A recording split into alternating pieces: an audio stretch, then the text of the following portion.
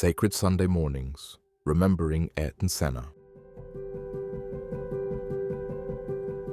Journaled on Sunday, 10th of September 2023.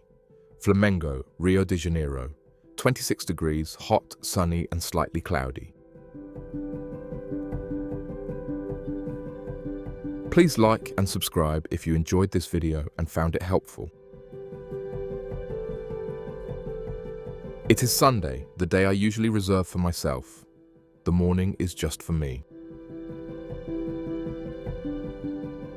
I am not Richard, I am not a dad, etc. Nobody knows my name, so nobody can call me to do something because they do not know it on a Sunday morning. In the past, when I lived in Flamengo and was married to Nalva, Sunday mornings were reserved for reading the newspaper. I used to take my boxers, Bruce and Petra, to the park early, around 5:36 am. Afterwards, I would have a coffee on the way back and pick up a newspaper from the stand at the corner of my street. When I arrived home, Nalva and Yasmin were often still asleep. I would make myself a coffee and read the newspaper. If they were awake, I would have another coffee. Sometimes I would watch Formula 1 at the same time, as most races would start between 9 and 10 Brazilian time. Now, I hardly ever watch a race or follow Formula 1 after Ayrton Senna died on the 1st of May 1994. For me, it is not the same as before. It has become a little monotonous and boring. At that time, Brazil would stop to watch the race. It was sacred to watch Ayrton Senna race, compete and win. Of course, he is considered one of the best Formula 1 drivers of all time. He won 3 world championships, compared with Michael Schumacher's and Lewis Hamilton's 7. However, Senna had an unprecedentedly aggressive driving style. Like Schumacher and Hamilton, he was also highly focused, almost obsessive as a driver, which is perhaps one of the most essential characteristics of being a world champion. At that time, Brazil had very few internationally respected heroes. It was really only Senna da Silva.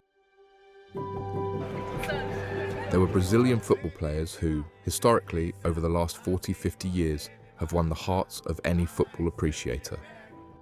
And obviously, not forgetting Pelé, considered one of, if not the best football player of all time.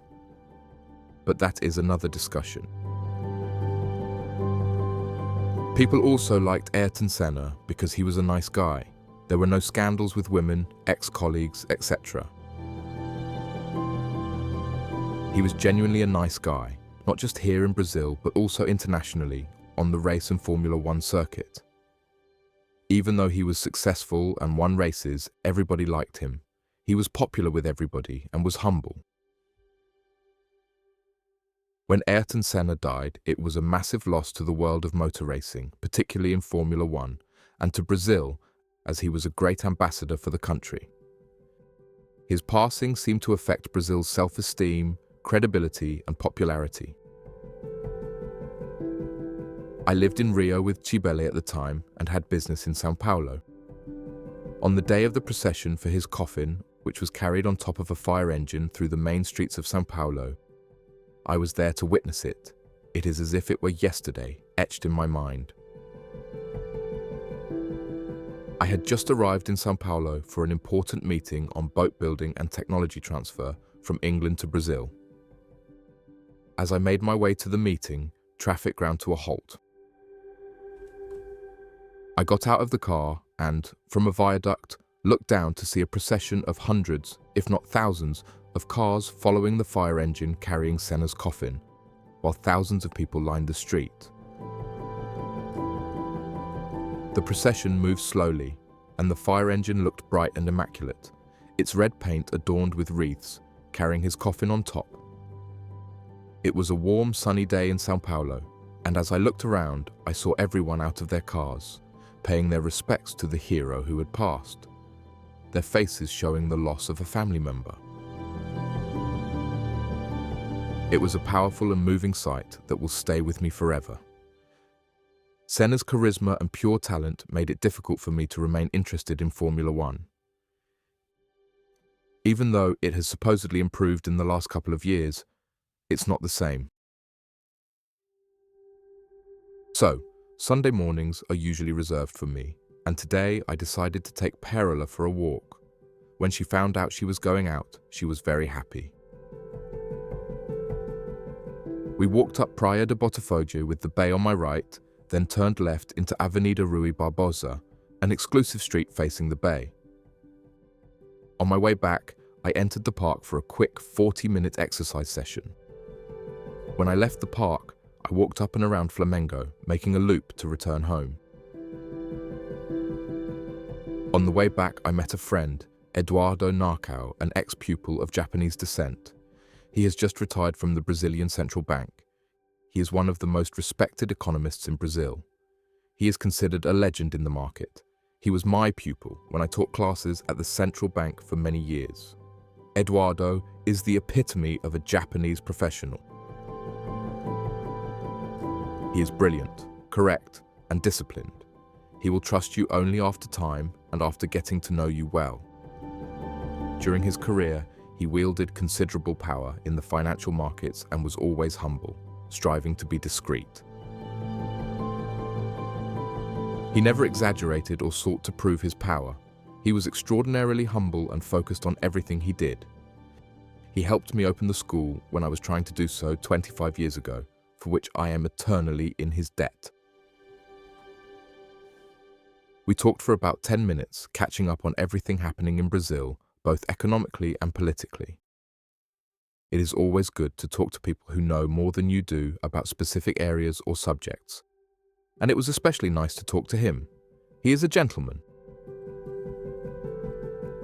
When Perola and I arrived home, Nalva and Yasmin were up. It was about 10:30. I took a shower, changed, rested, and worked a little on the websites. Working on the sites is enjoyable. It does not feel like work. It is a pleasure. Time flies when you do something you like, especially if you are making money, or even possibly making money. We had a late lunch and I bought a roasted chicken from the local bakery, which we had with rice and beans for a simple but good Sunday lunch. The day went well despite the heat. It is winter and it is 30 degrees. It is too hot. I will probably complain about the rain and cold when I go to England. I posted 2 blogs at the end of the day. It was a very productive day. In bed by 9:30 p.m. Thank you. Thanks for reading this blog post. Please explore my other posts and share your thoughts in the comments section. Richard.